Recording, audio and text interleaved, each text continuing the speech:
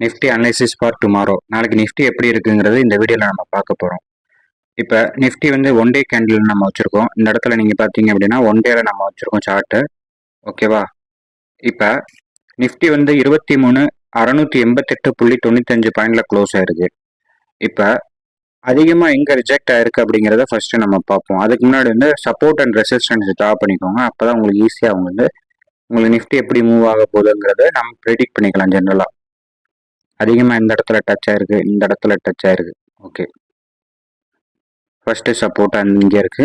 அதுக்கடுத்து செகண்ட் சப்போர்ட்டா வந்து இந்த இடத்துல இருக்கு. ஓகேவா?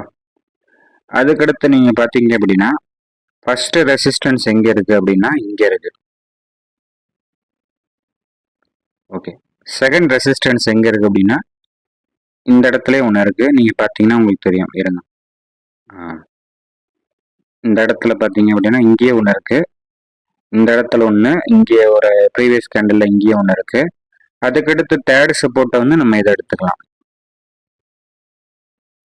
ஓகே, இப்போ நாளைக்கு நிஃப்டி வந்து எப்படினாலும் ஓப்பன் ஆகலாம். கேப் அப் ஆனாலும் ஓப்பன் ஆகலாம், கேப் டவுன் எப்படினாலும் ஓப்பன் ஆகலாம். மேபி நம்ம நிஃப்டி எப்படி ஓப்பன் ஆனாலுமே நம்ம எப்படி என்ட்ரி எடுக்குங்கிறது நம்ம இப்போ சொல்கிறேன். இப்போ உதாரணத்துக்கு வந்து இப்போ நான் வந்து ஒரு ரெக்டாங்கிள் ரிஸ்க் அண்ட் ரிவார்டு மட்டும் வரைஞ்சிக்கிறேன். ரிஸ்க் அண்ட் ரிவார்டு வரைஞ்சா உங்களுக்கு ஈஸியாக புரிஞ்சிடும். எந்த இடம் வரும்போது நீங்கள் என்ட்ரி எடுக்கணும் அப்படின்னா, இப்போ உதாரணத்துக்கு நிஃப்டி இந்த இடத்துல நீங்கள் வந்து டேல வந்து வருது அப்படின்னா இந்த இடத்துல வரும்போது நீங்கள் வந்து சி பை பண்ணலாம். இந்த இடம் ஃபர்ஸ்ட் டச் ஆகும்போது சி பை பண்ணலாம். இப்போ 23,455ங்கிறது ஃபர்ஸ்ட் லோவாக இருக்கு. Sorry, support first support 23,553 first support, 23,455 இந்த பாயிண்ட்டுக்குள்ள நீங்க வரும்போது ஒரு கால் ஆப்ஷன் நீங்க என்ட்ரி எடுக்கலாம். அதுவும் வந்து எப்படின்னா இந்த மணில எடுக்கிறதா பெஸ்ட். 23,450 அப்படின்றப்போ 23,400 நீங்க எடுத்தீங்க அப்படின்னா கண்டிப்பா ஒரு நல்ல ப்ராஃபிட் பார்க்கலாம்.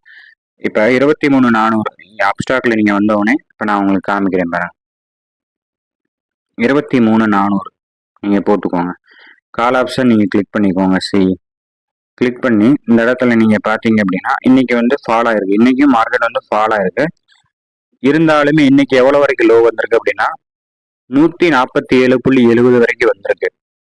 இந்த இடத்துல நீங்க கர்சர் வச்சீங்கனாலே மேல காமிச்சிடும்.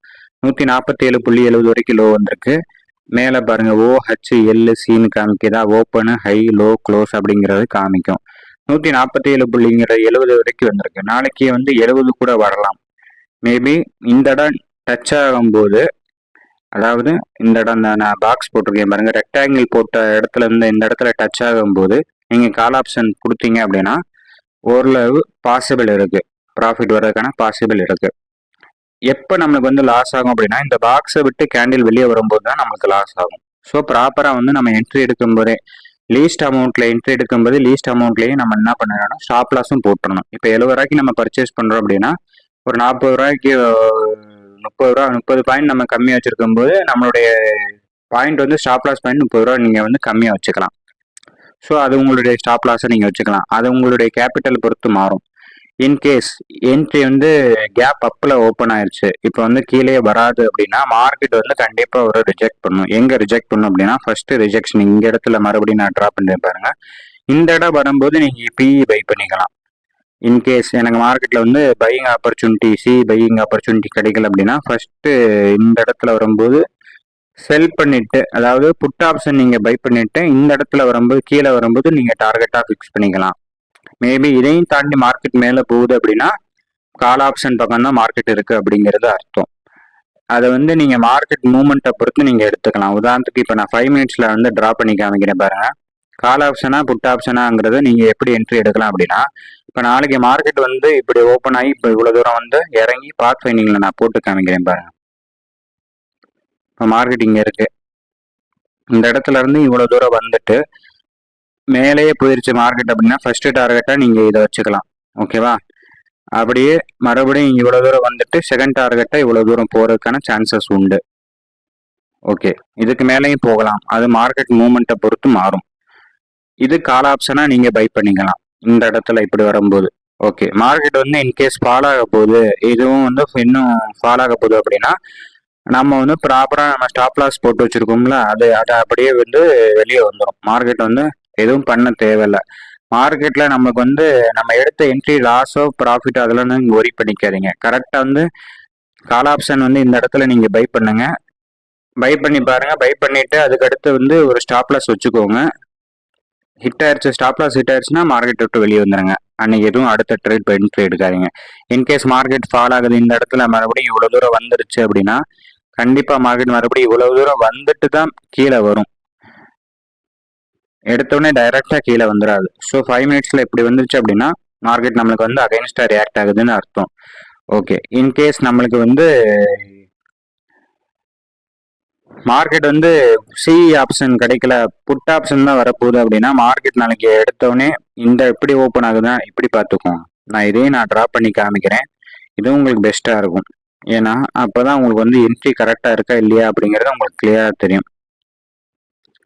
மார்க்கெட் ஓப்பன் ஆகும் போதே மேலே ஓப்பன் ஆயிடுச்சு அப்படின்னா இவ்வளவு தூரம் இன்கேஸ் இங்கேயே ஓப்பன் ஆகி இவ்வளவு தூரம் போயிட்டு இங்கிருந்து ஃபால் ஆக ஆரம்பிக்கும். ஸோ இப்படி ஃபால் ஆகுதா அப்படின்னு பாருங்க. அப்படி இல்லை அப்படின்னா இவ்வளவு தூரம் வந்துட்டு அடுத்து இப்படி வரலாம். மேபி என்னுடைய ப்ரிடிக்ஷன் படி இப்படி வரலாம் நான் எதிர்பார்க்குறேன். மார்க்கெட் எப்படினாலும் மூவ் ஆகும். ஸோ நம்மளுடைய என்ட்ரி வந்து புட் ஆப்ஷனா கால் ஆப்ஷனுங்கிறத பொறுத்து தான் இருக்கு. இன்கேஸ் உதாரணத்துக்கு நான் இப்போ போட்டு காமிக்கிறேன். இந்த புட் ஆப்ஷன் வந்து கரெக்டாக இன்னும் நான் ட்ரா பண்ணி காமிக்கிறேன். எனக்கு கரெக்டாக இது படலை. வெயிட் பண்ண.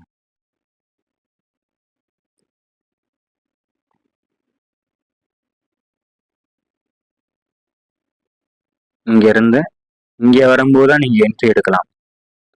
புட் ஆப்ஷனுக்கு ஃபர்ஸ்ட் என்ட்ரி நீங்கள் இங்கே எடுத்துக்கலாம். இங்கே என்ட்ரி எடுக்கும்போது உங்களுடைய ஃபர்ஸ்ட் டார்கெட்டாக இங்கே வைக்கலாம்னா இங்கேயே வைக்கலாம். மறுபடியும் இங்கே இந்த பாயிண்ட்ல வைக்கலாம்.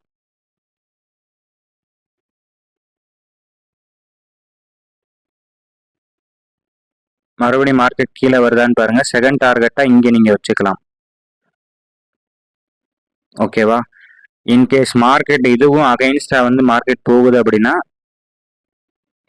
அன்னைக்கு நம்மளுக்கு வந்து லாஸ் உண்டாகிறதுக்கான சான்சஸ் உண்டு அப்படின்னு நம்ம மார்க்கெட்டை விட்டு வெளியே வந்துடும். இன்கேஸ் மார்க்கெட் மேலே வந்து நம்ம என்ட்ரி எடுத்துட்டு இந்த இடத்துல இருந்து அப்படியே மார்க்கெட் மேலேயே போக ஆரம்பிச்சிருச்சு அப்படின்னா நம்ம ஸ்டாப் லாஸ் போட்டு வெளியே வந்துடணும். ஸோ மார்க்கெட் வந்து புட் ஆப்ஷனா கால் ஆப்ஷனுங்கிறது ஓப்பனிங் எங்கே டச் ஆகி அதிகமான ரிஜெக்ஷன் எங்கே நடக்குதோ அதை பொறுத்து தான் மாறும். ஸோ ஓப்பன்ங்கிறது எப்படி வேணாலும் இருக்கலாம். கேப் அப்பா கேப் டவுனா எப்படி வேணாலும் இருக்கலாம். பட் வந்து மார்க்கெட் எந்த இடத்துல அதிகமாக ரிஜெக்ஷன் ஆகுதோ அங்கே வந்து நீங்கள் வந்து உங்களுடைய என்ட்ரி இருந்துச்சு அப்படின்னா கண்டிப்பாக நீங்கள் வந்து நல்ல ப்ராஃபிட் எடுக்கலாம். இந்த வீடியோ பிடிச்சிருந்தா லைக் பண்ணுங்கள், ஷேர் பண்ணுங்கள், சப்ஸ்கிரைப் பண்ணுங்கள். தேங்க்யூ.